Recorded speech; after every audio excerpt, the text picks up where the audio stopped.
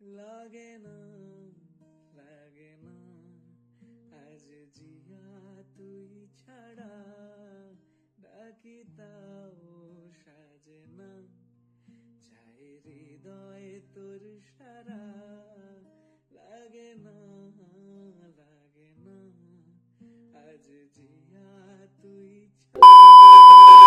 Hello সবাইকে, blog with মান্থুতে তোমাদের আরও একবার স্বাগত। আজকে আমাদের ঘুরতে আসার চতুর্থ দিন। তৃতীয় দিনের ভিডিওটা দেওয়া হয়নি, তার কারণ আমার কালকে অসম্ভব শরীর খারাপ ছিল। আমি সেরকমভাবে কোথাও ঘুরতে যেতেই পারিনি। মানে জ্বর ছিল খুব, ভমিট হয়েছে দুবার, খুবই দুর্বল হয়ে পড়েছিলাম। এখনও আমার শরীরটা খুবই খারাপ, তবুও তোমাদের জন্য আমি ভিডিওটা করছি, তোমাদের সাথে এক্সপ্লোর করার জন্য আমার এক্সপিরিয়েন্সটা এই ঘুরতে এসে। তো আজকে আমরা যাচ্ছি দিল্লিতে, 6:45 বাজে এখন সব এই যে লাগেজপত্র সবই গোছানো। এখন আমরা যাচ্ছি ঘুরতে আবার দিল্লিতে একদিন থাকবো, তারপর আমরা বাড়ির জন্য রওনা দেব। এখন বাজে 6:45, এখন জেবিও গেছে গাড়ি রাখতে ওই লাগেজপত্র তোলার জন্য। তো গাড়ি নিয়ে আসবে, লাগেজপত্র তুলে তারপর আমরা স্টেশনে যাব, ওখান থেকে দিল্লি স্টেশনে পৌঁছে যাব আমরা। তো চলো এখন বেরোনো যাক।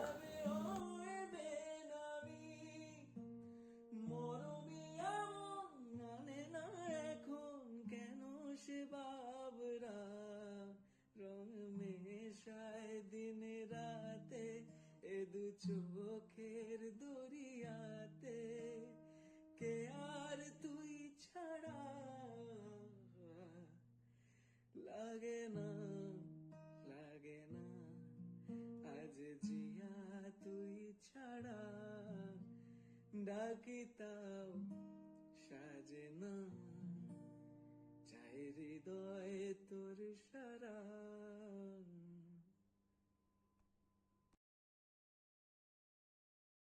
লাগে না লাগে না আজ জিয়া তুই ছাড়া ডাকি তাও সাজে না চাই হৃদয়ে তোর সারা লাগে না লাগে না আজ জিয়া তুই ছাড়া ডাকি তাও সাজে না চাই হৃদয় তোর সারা রং মেশায় দিন রাতে এ দু চোখের দরিয়াতে কে এদিকে রিসেপশনে সবাই বসেছিল, কারণ আমাদের রুম তখনও ক্লিন করা হচ্ছিল। আমরা আগে সবাই খেতে চলে এসেছি, কারণ সকাল থেকে কারোর কিছুই খাওয়া হয়নি। আর আমরা আমাদের হোটেলের খুব সামনেই খেতে এসেছি, একদম হোটেলের মোড়ের মাথায়। সকালের জন্য আমরা সবাই নিয়েছিলাম ছোলে ভাটুরে আর তার সাথে তড়কা। সকালে ব্রেকফাস্ট করে হোটেলে চলে এসেছি, তারপর সবাই স্নান করে রেডি হয়ে এখন আমরা বেরোচ্ছি দিল্লি ভ্রমণে।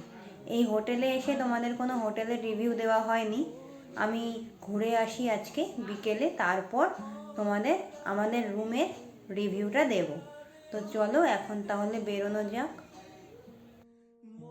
আমরা টোটোতে করে বেরিয়ে পড়েছি। সামনে ছিল মেশো, আর আমি, মা, আমার মানির মেয়ে মানে আমার ছর্দি, আর ছর্দির মেয়ে ঘন ছিলাম পেছনের সিটে। আর এখানে লেগে গিয়েছিল বিশাল জ্যাম। তোমরাও এক ঝলক দেখে নাও দিল্লির জ্যামের অবস্থা। লাগে না লাগে না আজ জিয়া তুই ছাড়া ডাকি তাও সাজে এর মধ্যে আমরা অনেকটা সময় কাটিয়ে ফেলেছি। অনেকগুলো জায়গায় যাব ভেবেছিলাম, বাট হাতে মাত্র একদিন সময়, আর জায়গাগুলো অনেকটাই দূর। তাই এখন লোটাস টেম্পলের সামনে এলাম। এখানেই আমরা দুপুরের খাওয়া দাওয়া করে একেবারে লোটাস টেম্পলের ভেতরে ঢুকব। এখানেই সামনে ছোটো মতো একটা দোকান ছিল, সেখানেই খেলাম, কেউ ভাত, কেউ বিরিয়ানি বা কেউ পরোটা।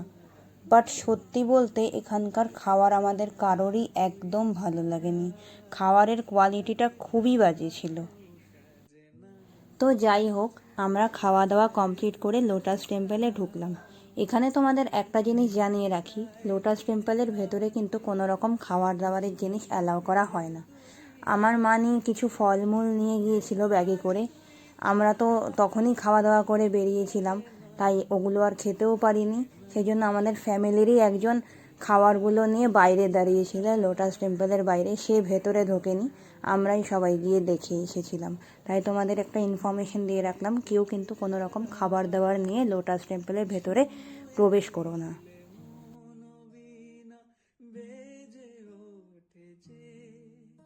এই লোটাস টেম্পলের রাস্তার দুই ধারে দেখো কি সুন্দর সুন্দর ফুল গাছ লাগানো ছিল, দেখতে কি অসম্ভব সুন্দর লাগছিল।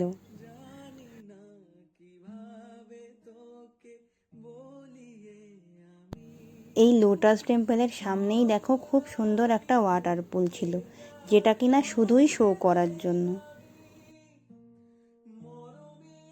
লোটাস টেম্পল কমপ্লিট করে এখন আমরা অন্য জায়গায় যাচ্ছি, দেখি কোথায় যাওয়া যায়। আর একদিনে তো দিল্লি ঘোরা কোনোদিনই পসিবল না, যতটুকু ঘোরা যায় আর কি।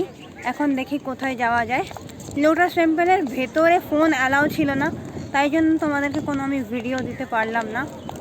তো এখন দেখি কোথায় যাওয়া যায়। আমি আবার ভেতরে যখন গেছি তখন বাইরে এসে দেখি এক কানে আমার একটা ইয়াররিং হারিয়ে গেছে, তারপর আরেক কানের ইয়াররিংও খুলে রাখলাম। এখন খালি কানে ঘুরতে হচ্ছে, আর কিছু করার নেই। যাই হোক, এখন বেরোচ্ছি লোটাস টেম্পল থেকে। ওই যে টেম্পল তোমরা দেখতে পাচ্ছ না কি, দেখো। এখন আমরা ওখান থেকে বেরিয়ে যাচ্ছি। তো চলো নেক্সট ডেস্টিনেশন কোথায় দেখা যাক। এরপর আমরা কাছাকাছি দুটো জায়গায় গিয়েছিলাম। প্রথমটা হলো রাষ্ট্রপতি ভবন। রাস্তার এপার ওপার থেকে তুলতে হলো, কারণ এগুলো জায়গায় তো সামনে যাওয়ার কোনো পারমিশন নেই। আর তার পাশেই ছিল আরেকটা জায়গা, পার্লামেন্ট হাউস। অস্পষ্ট লাগছে, বোঝাই যাচ্ছে, কিন্তু দেখো সামনে রেস্ট্রিক্টেড করে রেখেছে, রেস্ট্রিক্টেড জোন, কিছুই করার ছিল না। এরপর পার্লামেন্ট হাউস থেকে একেবারে অটো ধরে আমরা চলে এসেছি ইন্ডিয়া গেটের সামনে। এই জায়গাটায় দাঁড়িয়ে একদম একটা অন্যরকম ফিলিংস হয়েছিল। ভারতীয় হিসাবে সত্যি গর্ববোধ হয়, আমাদের এই দেশটাকে আমরা সত্যি ভীষণ ভালোবাসি। Really proud to be Indian. India গেটের সামনেই ছিল খুব সুন্দর একটা লেক, যেখানে বিকেল হলেই সবাই বসে সুন্দর এই মনোরম পরিবেশটাকে অনুভব করে এবং আড্ডা দেয়। তার সাথে সামনে থাকে ইন্ডিয়া গেট। ইন্ডিয়া গেট দেখে তারপর আমরা চাট, ফুচকা, মোমো এইসব খেয়ে অটো করে এখন এসেছি আমরা বালিকা বাজারে একটু কিছু শপিং করার জন্য। তো চলো ভেতরে যাওয়া যাক। আর দেখো সামনেই একটা কি সুন্দর ইন্ডিয়ান ফ্ল্যাগ, যাকে বলে পতাকা, বন্দে মাতারম, দেখলেই বলতে ইচ্ছা করে। তো আমরা মার্কেটে গিয়েছিলাম, মার্কেটে গিয়ে সেরকম কিছুই কিনিনি, তাই ভিডিও করা হয়নি। তারপর মার্কেট থেকে একবারে হোটেলে চলে এসেছি। হোটেলে এসে যে সোয়েটার পরে নিয়েছি, ভীষণ ঠান্ডা বাইরে, সেই জন্য। যাই হোক, তোমাদের বলেছিলাম যে রুমটার রিভিউ দেব, তো চলো দেওয়া যাক সেটা। একটা টিভি আছে রুমে, সোনির টিভি এটা। তারপর এখানে একটা আছে ক্যাবিনেট, এটা আর কি ওই জামা কাপড় রাখার জন্যই দিয়েছে। ভেতরে কিছু রাখাও আছে আমাদের ব্যাগপত্র সব। তারপর উপরেও কিছু ব্যাগপত্র রাখা। এখানে একটা চেয়ার আছে দেওয়া, অনেক কিছু রাখা, জায়গায় নেই কোনো কিছু। এইখানে একটা আছে আয়না। তারপর এই দিকে হলো বাথরুম। এই হলো আমাদের রুম। খুব একটা বেশি বড় না রুমটা, ওই যে ঘন ওখানে বিছানার উপরে। আর এইটা হলো বেড। তো রুমটা একটু কস্টলি টাইপের, যারা একটু খরচ করতে পারবে তারা এই রুমটার জন্য খরচ করতে পারো। রুমটার সার্ভিসও ভালো, এই হোটেলের সার্ভিসও ভালো বেশ। তো এই আর কি হোটেল রুমে রিভিউ। দেখো ঘন এদিকে হেসেই যাচ্ছে, কন্টিনিউয়াসলি হেসেই যাচ্ছে। যাই হোক, তো এরপর রাতের খাওয়া দাওয়া করব, করে তারপর একবারে শুতে যাব। তাহলে খাওয়া দাওয়ার সময় তোমাদের সাথে আবার দেখা হচ্ছে। ডিনার আমাদের হোটেল থেকেই প্রোভাইড করা হয়েছিল। কেউ নিয়েছিল ভাত, কেউ নিয়েছিল রুটি, আর তার সাথে ছিল ডিমের কারি। তো ব্যাস এইটুকুই ছিল রাতের ডিনার। খাওয়া দাওয়া শেষ করে রুমে শুতে চলে এসেছি।